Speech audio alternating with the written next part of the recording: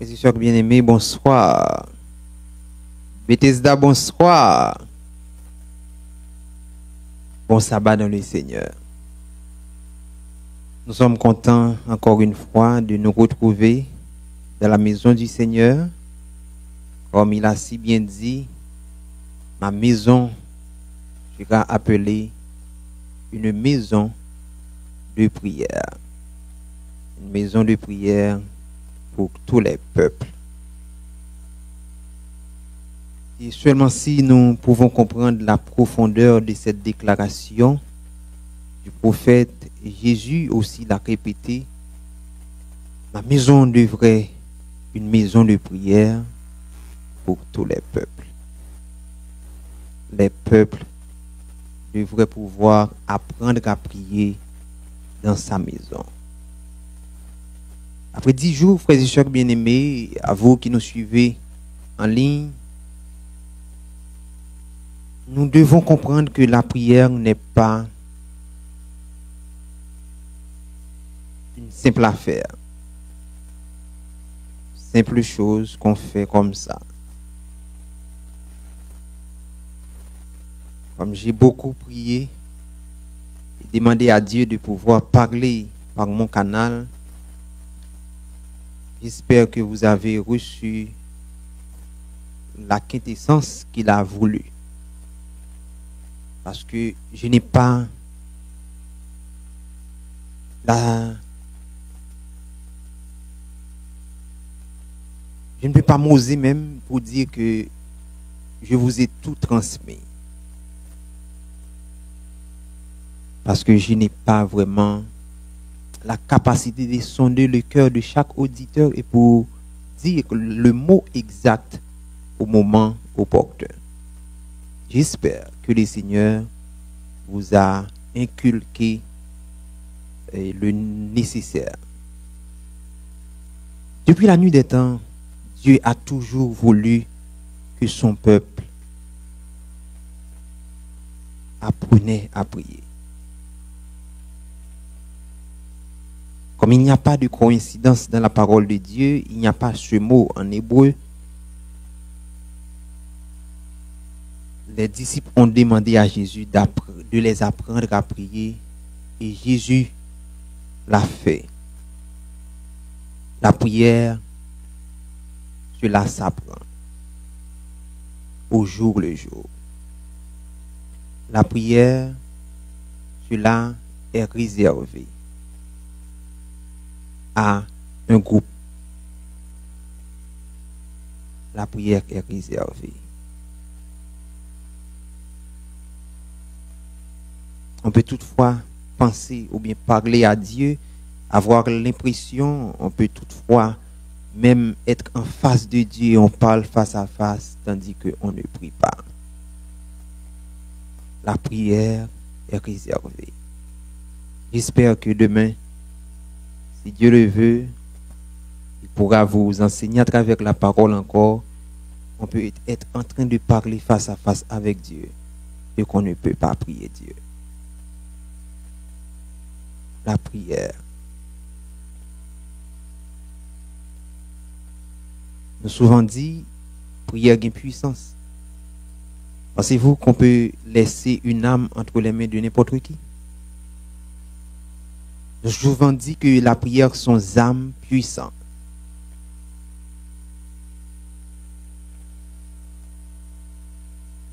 Pour qui ça, y a un policier qui fait sauter dans l'académie, il n'y a pas de balle, ça nous les manches longues, il y a une arme de très grand calibre. Des armes de poing au balai. Vous êtes obligé dans une unité spéciale pour avoir une arme qui est beaucoup plus haut. À chaque arme qui est plus puissant, on doit passer plus de temps pour prendre formation pour catégoriser ça. Parce que à force yon âme plus puissant, c'est à force où vous devez apprendre à maîtriser propre tête pas avant ou même ou utiliser. Ça fait sous ba yon monde qui pas formé yon âme qui sont âmes de dégâts massifs, automatiquement il va pas contrôler. Si nous dit la prière sont âmes puissantes, comment nous pensons n'importe monde qui est capable d'entrer dans la prière?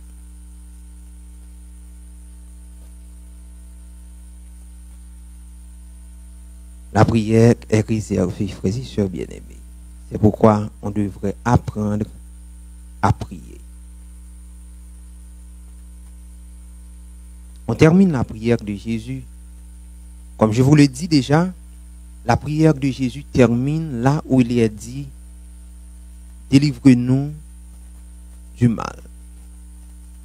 Ne nous induis pas, selon la traduction de Louis II, ne nous induis pas en tentation, mais délivre-nous du mal. » C'est ainsi que termine la prière de Jésus. Cette partie, car c'est à toi qu'appartiennent la puissance, tout ça, n'est pas de la prière de Jésus. Cela ne fait pas partie de la prière de Jésus. Cela, c'est juste une doxologie qui a été ajoutée au fil des années.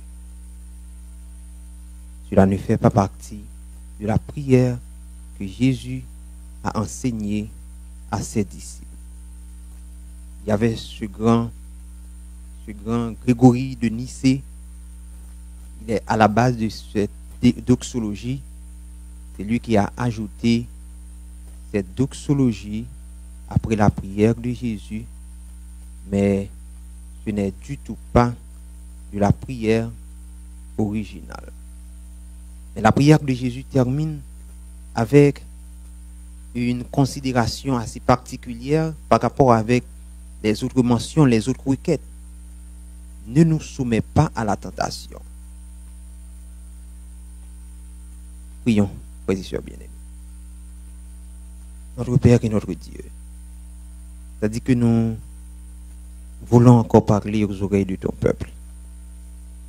Nous te demandons de prendre place et de parler toi-même à nos cœurs. Donne-nous une oreille attentive et un cœur obéissant à la voix de ta parole, en ton nom, pour ton nom et par ton nom. Nous te prions ici. Amen.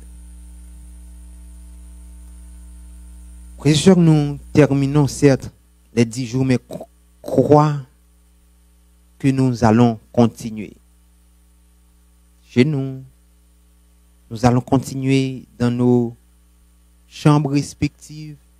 Nous allons continuer à encore apprendre à aller en profondeur, rechercher.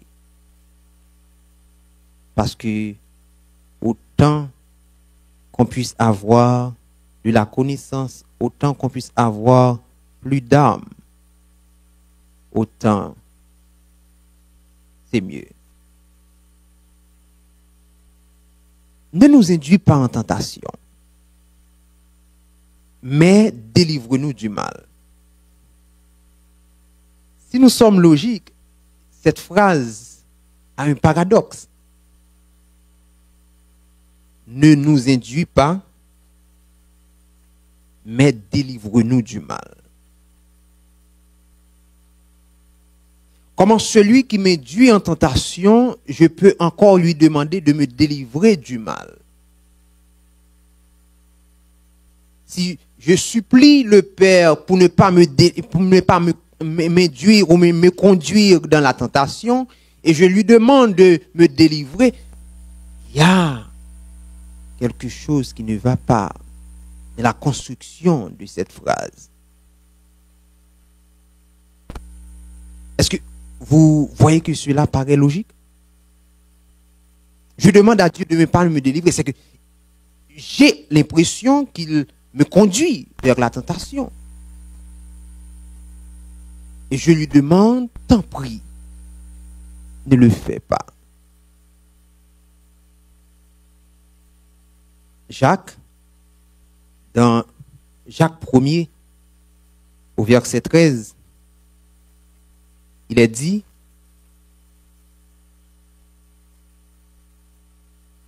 Jacques 1er, verset 13 dit,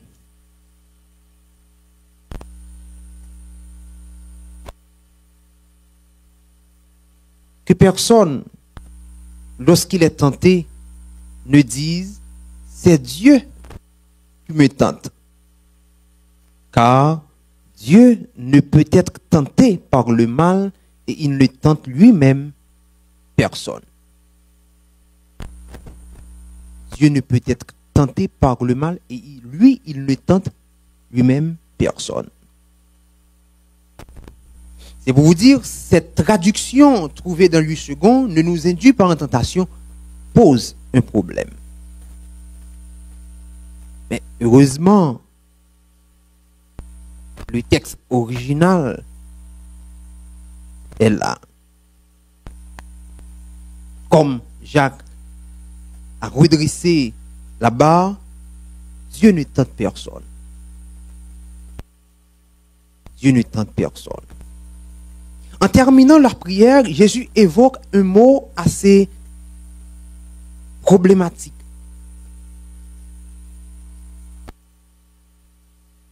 D'ailleurs, le mot utilisé pour parler de mal est un mot grec pour quand on veut personnifier le mal. Si on veut parler de mal, ça se fait mal, ça me blesse, on utilise un mot. Mais là, le mot délivre-nous du mal est personnifié. Et par rapport avec ce mot qui vient dans le grec, il nous dit que on est face à une bataille. On est face à un ennemi qui est visible, qui est tangible. Un ennemi personnifié. Et le mot parler de délivrance, encore, dans le grec, on peut parler de délivrance. C'est souvent, on utilise le sozo pour parler de la maladie, que j'ai besoin de la guérison, tout ça. Mais là, Jésus utilise un autre mot pour parler de délivrance. C'est comme quelqu'un qui est au beau milieu d'une bataille et qu'on est venu lui délivrer. Et par là, on comprend que le croyant qui prie est dans une bataille. Par là, on comprend que cela fait écho. Durant la semaine, on a fait référence, on comprend la prière de Daniel. Quand Daniel devrait recevoir l'exaucement de son prière, l'ange Gabriel qui devrait apporter la réponse a été intercepté par un ennemi. Physiquement, barricadé pendant 21 jours. Jusqu'à ce que Michael est venu délivrer l'ange Gabriel pour apporter l'exaucement à Daniel. Je vous ai dit, frères et sœurs bien-aimés, la parole de Dieu nous a rappelé qu'on est en spectacle aux hommes et aux anges. Nos prières ne concernent pas seulement les besoins matériels, nos prières concernent le monde invisible. Le monde spirituel est concerné. C'est pourquoi quand je termine ma prière, quand j'ai fini de dire Amen, je me lève, c'est alors que ma prière commence. À quoi sert qu'une prière, je l'ai fait et je n'ai pas reçu l'exaucement? Pourquoi prier? Je prie et il n'y a aucun exaucement. Pourquoi prier? Et très souvent, plein de personnes, nos jeunes, se sont découragés. Mais pourquoi maman tu pries? Pourquoi papa tu continues de prier? Parce que quand il appelle Alexa, là, Alexa répond dans l'immédiat. Quand il fait une commande sur Amazon, si c'est Prime, dans 1 minute ou dans moins de 24 heures, on délivre ça à la maison. Amazon est beaucoup plus rapide que Dieu. Ils ont raison, c'est parce qu'on n'avait pas appris à prier. La prière ne se termine, ou la prière ne se résume pas dans des paroles prononcées. La prière continue et c'est alors que la prière commence après avoir dit Amen. Tout au long de la journée, mon comportement, ce que j'ai demandé, est-ce que j'ai une attitude correspondant avec ce que j'ai demandé?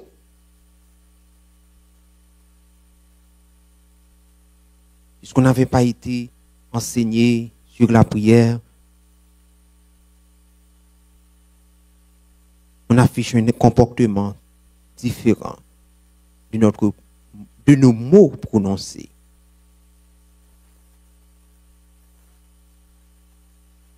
Et même si Dieu voulait délivrer, même si Dieu voulait exaucer, il y a une bataille à mener. L'exaucement n'est pas aussi gratuit comme vous le pensez.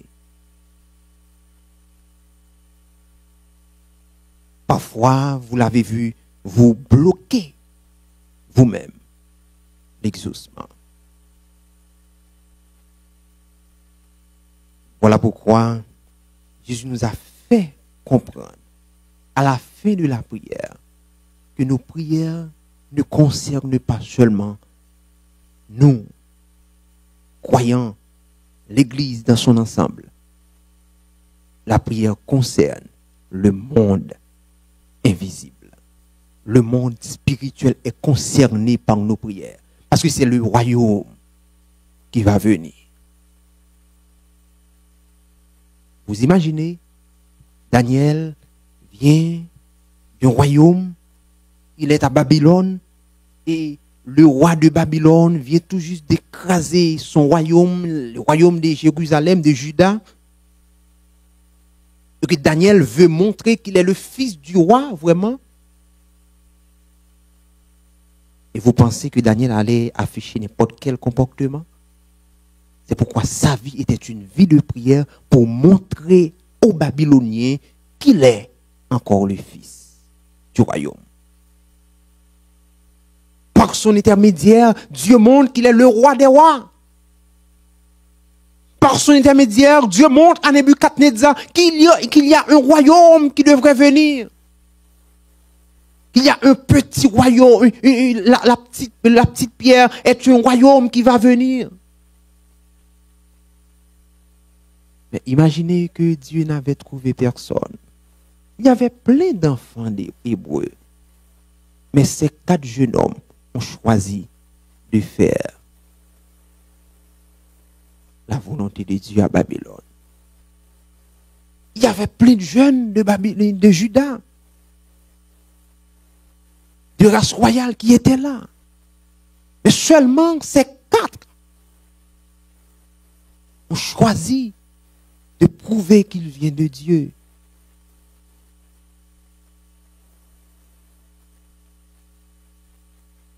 Ils ont entamé cette lutte constante de toujours rester connectés avec Dieu par la prière. Frères et sœurs bien-aimés, non seulement Jésus nous dit, la Bible nous dit que Dieu ne tente personne, mais nous reconnaissons encore que le mot parler de délivre-nous du mal, délivre-nous de l'ennemi, c'est le mal personnifié.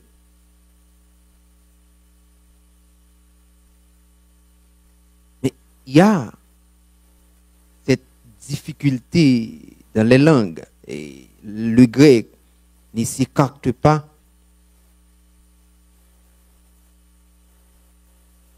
Le même mot parlé pour tentation en grec, c'est ce que très souvent nous appelons les mots qui portent à équivoque. Le même mot peut signifier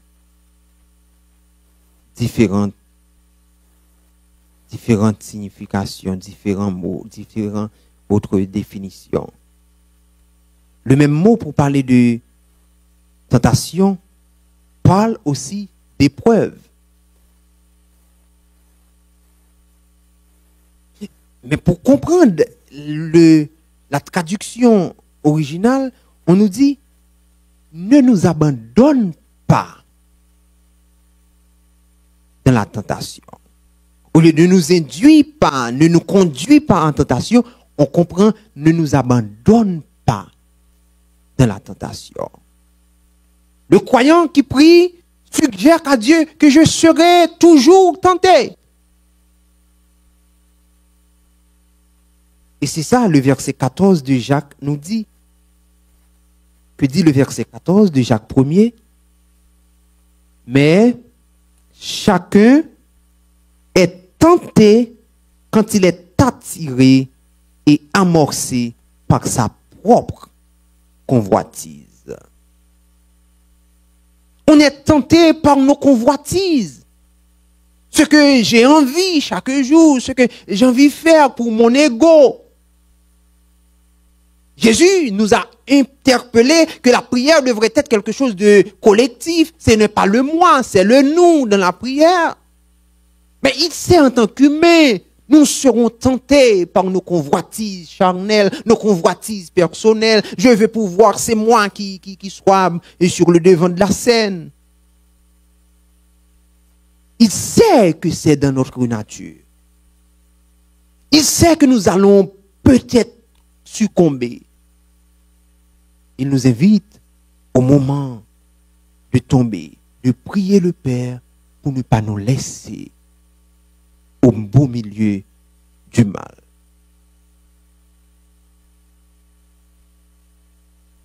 Frères et sœurs bien-aimés, laissez-moi vous dire une chose.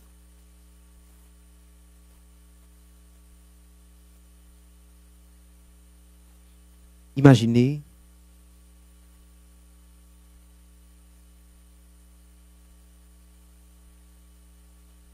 je ne vais pas dire n'importe quoi. Imaginez que j'ai mal au ventre.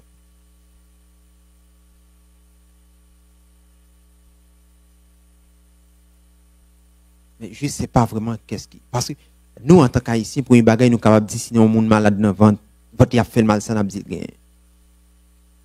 Bon Haïtien. Il y a qui dit gonflé, il y a qui dit gaz. C'est ça. Mais imaginez, ça c'est un symptôme qui peut parler de un cancer quelconque. Est-ce que tout autant de diagnostic parfait ou inquiétant à même niveau si vous pas connaître ces cancers car connaître ces cancers? Vous votre fait mal, oui, c'est gaz. Et paraît que l'hôpital il dit son cancer est détecté.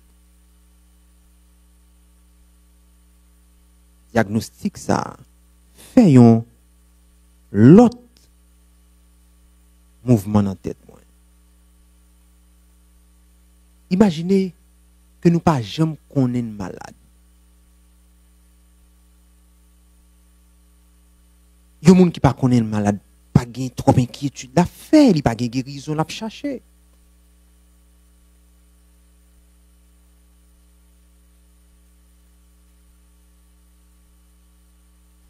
Et Jésus nous l'a dit dans l'Apocalypse au chapitre 3. Jésus nous l'a dit en tant que la Odyssée. Il a dit au verset 17, parce que tu dis, je suis riche, je me suis enrichi, je n'ai besoin de rien, et parce que tu ne sais pas que tu es malheureux, misérable, pauvre, aveugle et nu, c'est là tout problème au sorti. Le fait qu'on pas qu'on maladie que vous fait ou pas quoi que vous malheureux ou maquiller maladie ou du riche ou enrichi ou beau, c'est ça que fait me pral gagner pour me vomir.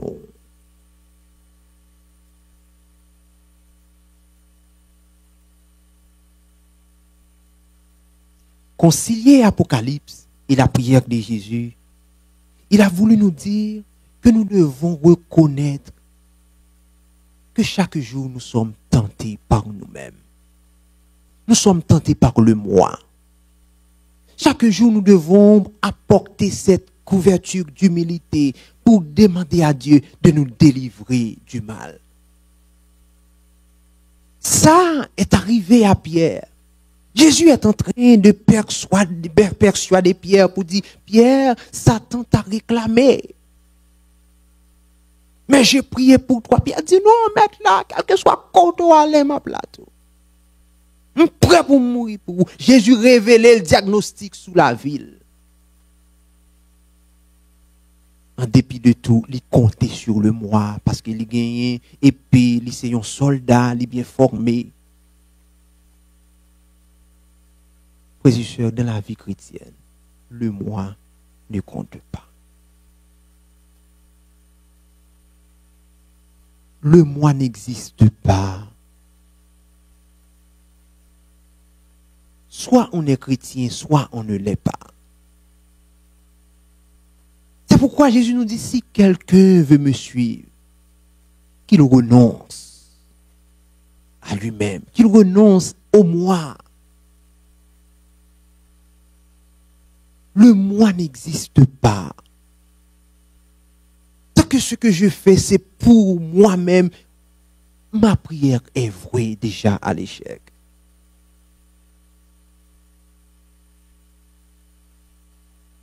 Et en pile, nous tomber, c'est parce que nous t'es compté sous tête, nous. Prière yo pas exaucé, nous compter sous tête, nous. J'ai la connaissance, c'est vrai, mais ma connaissance ne veut dire rien. Parce que Dieu, le niveau de connaissance, regardez bien pour eux. Regardez bien pour eux.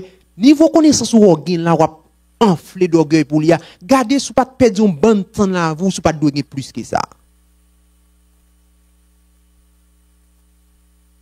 Pendant avec une maîtrise, un doctorat, gardez sous pas de perdre un bon temps, gon l'autre science ou ta connaît déjà.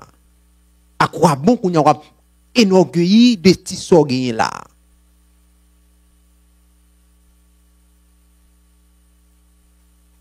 On croit faire réflexion, où est qui niveau de connaissance, qui compétence ou te doit gagner, combien faut gaspiller un bon temps dans la vie.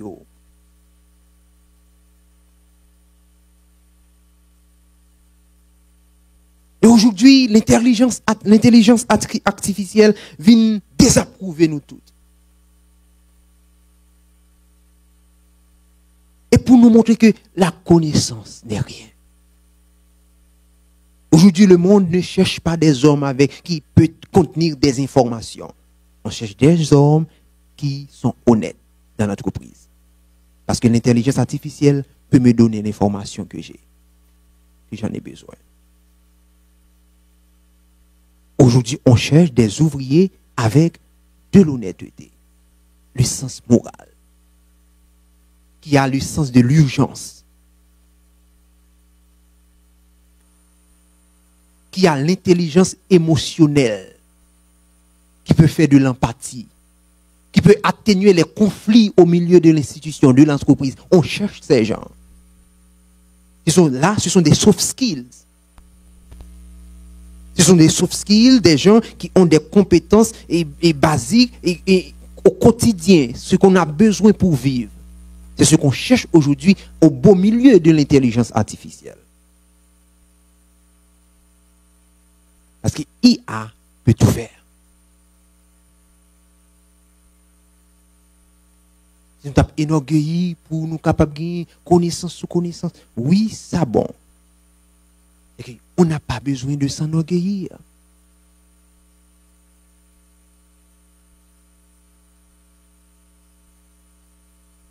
C'est pourquoi l'apôtre Paul nous dit, si quelqu'un veut s'enorgueillir, veut se glorifier, qu'il glorifie d'avoir connaître Dieu, d'avoir connu Dieu et de prendre Dieu pour son salut.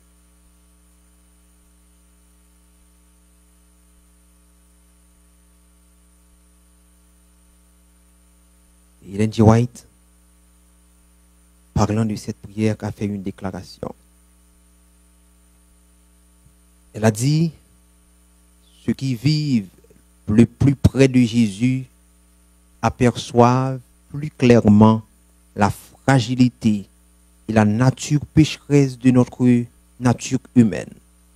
Leur seule espérance est les mérites d'un sauveur crucifié et ressuscité. Dans quel contexte elle a prononcé ces mots? C'est pour vous dire, frères et sœurs, Ellen G. White a voulu nous dire, très souvent, nous pensons que nous pouvons passer 3 secondes sans connecter avec Dieu. Et nous prenons plaisir à cela. Si nous avons compris à quel point notre nature est fragile, nous n'allons même pas rater même une milliseconde et voir toute une journée.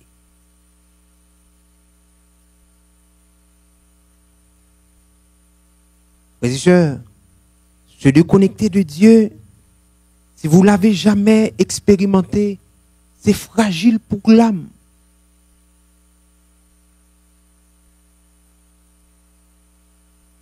Se déconnecter de Dieu, si vous ne l'avez jamais expérimenté, c'est fragile pour l'âme humaine, pour l'âme du chrétien.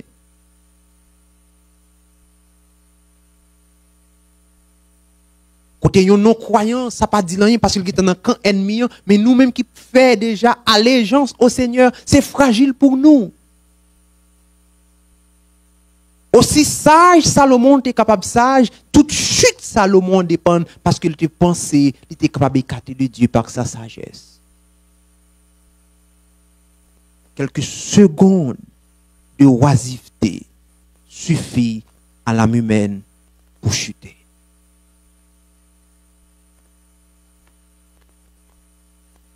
Et quand nous sommes dans l'état ça, il est temps de revendiquer les promesses de Dieu pour demander à Dieu sauver-moi.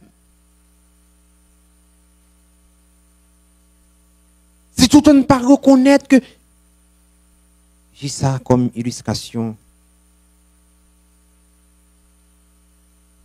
Là, vous êtes au Canada, vous n'avez pas involontairement cette coutume de ne pas manquer d'Internet. Peut-être que vous l'avez fait volontairement. Avez-vous déjà pris le temps, peut-être par vos occupations, pour mettre vos téléphones en mode d'avion? Bon, quand même, même si vous ne le faites pas chaque jour, mais quand vous voyagez là et que vous mettez en mode d'avion, que constatez-vous après? Après avoir désactivé le mode d'avion.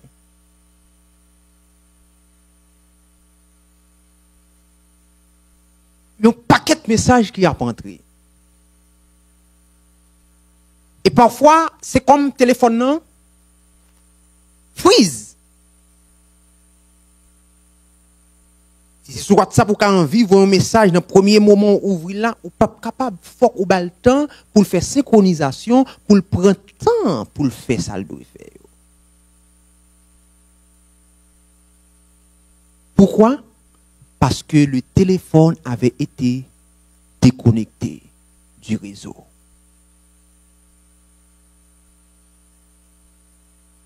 Et même si vous voulez envoyer un message en urgence, ou pas capable. Parce qu'il doit faire synchronisation. Il doit venir à un état pour lui travailler de manière optimale. Et c'est ce qui se fait dans vos vies quand vous n'êtes pas connecté. Quand vous n'êtes pas connecté avec Dieu, quand vous pensez pouvoir passer toute une journée sans connexion, si vous avez compris ce que veut dire la prière et à quel point votre connexion avec Dieu est stable, vous allez comprendre à quel point vous êtes comme brouillé. Je parle à ceux qui sont déjà connectés. Quand vous n'êtes pas connecté, quand vous vous déconnectez, la reconnexion demande une synchronisation. C'est pourquoi je vous dis, la prière, ce n'est pas parler. La prière, c'est une connexion. C'est pourquoi un païen ne peut pas prier. pourquoi un non-croyant ne peut pas prier Dieu? Il peut se mettre par devant lui, face à face. Il va parler avec Dieu. Mais ce n'est pas prier. Prier, c'est tout autre. Une connexion, quand cela est perdu, ça demande un temps de reconnexion, de synchronisation et pour prendre le temps et l'état optimal. Ma prière pour vous, Bethesda, c'est de rester connecté avec Dieu. Ma prière pour vous, c'est de reconnaître que nous devons mourir au moi. Et quand on a crucifié le moi, nous allons parler à la première personne du pluriel. Ce sera donne-nous notre pain. Ce sera pardonne-nous nos offenses. Nous serons une communauté. Une communauté qui prie l'un pour l'autre. Une communauté qui prie pour le besoin du royaume. Une communauté qui veut intégrer ce royaume. Quand vous comprendrez, frères et sœurs bien-aimés, l'essence de la prière, Bethesda sera une toute autre église. Parce que Bethesda sera cette église sur terre qui sera la même dans le ciel. Parce que si dans le ciel nous n'aurons pas et patipam, clampam, dans le ciel il n'y aura pas cela. Et vous comprendrez que ici sur la terre, nous ne pouvons pas avoir ça parce que nous sommes en entraînement. Pas qu'il y ait un joueur à faire un entraînement, il va improviser sur le terrain. Tout entraîneur sérieux a méthode depuis le rôle improvisé. Si une improvisation faite, gol ou bail, c'est bien, ok, mais l'après 10 oreilles, tout entraîneur qui digne de ce nom, l'après 10 oreilles, ou même sous tes fait un gol. On est ici pour refléter le royaume. Il n'y a rien que nous faisons là, ici-bas, qui sera comme nouveau pour nous dans le ciel. Au moins, allez chercher et comprendre ce que veut dire. Nous chanterons le cantique de l'agneau.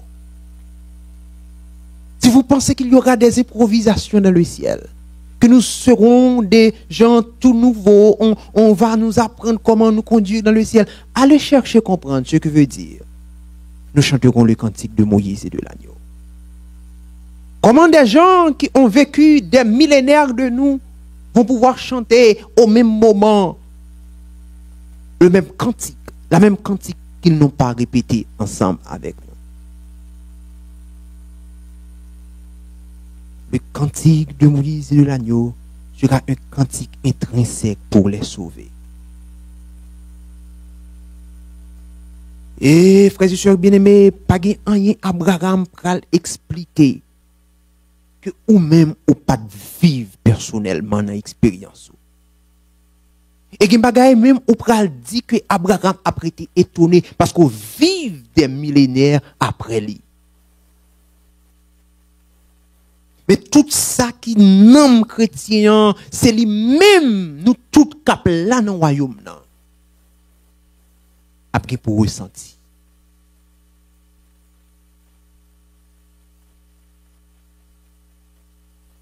Nos chemins sont différents. Mais l'expérience acquise après ce chemin est semblable. Ou qu'à apprendre comptabilité à McGill. Moi apprendre comptabilité à UDEM. Ou apprendre comptabilité à UCAM. Mais la comptabilité est une science standard. Nous avons le même chemin pour nous atteindre même résultat ça, même calcul ça. Une rigidité en raison de méthodologie scientifique qui est utilisée à telle université ou capable d'utiliser. Mais le résultat on l'appliquera selon le standard. Et la vie chrétienne, c'est ça. Pas qu'il y a rien Abraham pour le raconter. Que je ne peux pas dire Abraham dans le langage. C'est pourquoi le cantique de l'agneau et de Moïse, il peut le chanter par tous les sauvés, parce que nous vivons expérience d'amertume, ça, de la mort au moi, de la souffrance, de l'épreuve. J'ai vécu aussi au même rythme qu'Abraham, et je serai en mesure de prononcer ma reconnaissance au même titre qu'Abraham. Frères et sœurs bien-aimés, la voie pour arriver à cela, c'est la mort au moi. Et Jésus termine cela. Ne nous laisse pas. Dis-moi où dans la prière de Jésus que nous avons vu une expression à la première personne du singulier. C'était le nom. Le royaume ne concerne pas une personne. Le royaume, quand il y a le moi, c'est la ronde du roi. Dans le royaume, on parle de nous. Prions à ce que Dieu puisse nous montrer comment faire la mort au moi. Comment avancer vers ce royaume éternel qui visera toutes les couches. Reconnaissez en ce soir que Dieu est prêt à nous délivrer du malin, à nous délivrer du malin personnifié, à nous de lui demander. Reconnaissez qu'à travers les paroles de Jésus, délivre-nous. C'est la responsabilité partagée. Je dois pouvoir aider frère Murat si je le vois sur la route du malin. Je dois pouvoir aider frère Natacha, frère Payan si je le vois sur la route du malin. Je dois pouvoir l'aider parce que j'ai prié, délivre-nous. C'est pourquoi David a compris cela après avoir confessé au psaume 51. Il a dit au Père, si vous rachetez, j'enseignerai tes voies à ceux qui les transgressent et les pécheurs reviendront à toi. Sur la route du malin, je ne peux pas quitter, me dit, bon, quittez lui la casse pied. Ce n'est pas la prière de Jésus. Quand on dit délivre-nous, c'est parce que Dieu m'a donné déjà une leçon. J'ai passé par cela. Oui, j'ai été scandalisé, j'ai scandalisé l'église, mais ma compréhension, mon expérience est là pour racheter mon frère. Parce que j'ai dit au Seigneur comme promesse, si tu me délivres, j'enseignerai tes voies. Pour que frère ça, pour me dire, ouais, voir c'est même voir ça me te prend, qui fait mariage, moi, t'écrasé. Voir ça, c'est même voir ça me te prend, qui fait, ouais, moi, te scandalisé au radium l'église là. Mais m'a dit comme ça, pas prendre. C'est ça, David devait dire au psaume 51. J'enseignerai tes voies. Si David pas dit ça, il va, qui moun nan nous qui t'a connaît histoire avec Bathsheba, comment ça t'est arrivé? C'est seul lui-même, Bathsheba, avec Dieu connaît l'histoire. Parce que tout le monde qui est allé à la guerre, c'est lui qui est resté dans la cour royale. Il voyait soldats, pour me dire, yo quatre là. Lui-même, Bathsheba, soldat, et Dieu qui te connaît l'histoire. C'est parce qu'il fait promesse à Dieu, j'enseignerai tes voies à ceux qui les transgressent. Il choisit rapporter histoire, comment elle t'est passé.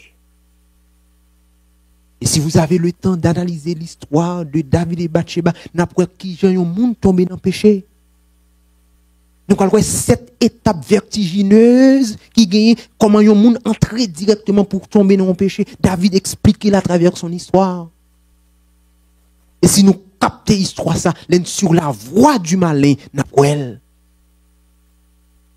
c'est pas d'un coup entrer dans la voie du malin. David montre cette étape pour tomber dans le péché ça. Il raconte l'histoire parce qu'il t'a fait promesse là à Dieu pour délivrer du malin. C'est la responsabilité partagée de la communauté.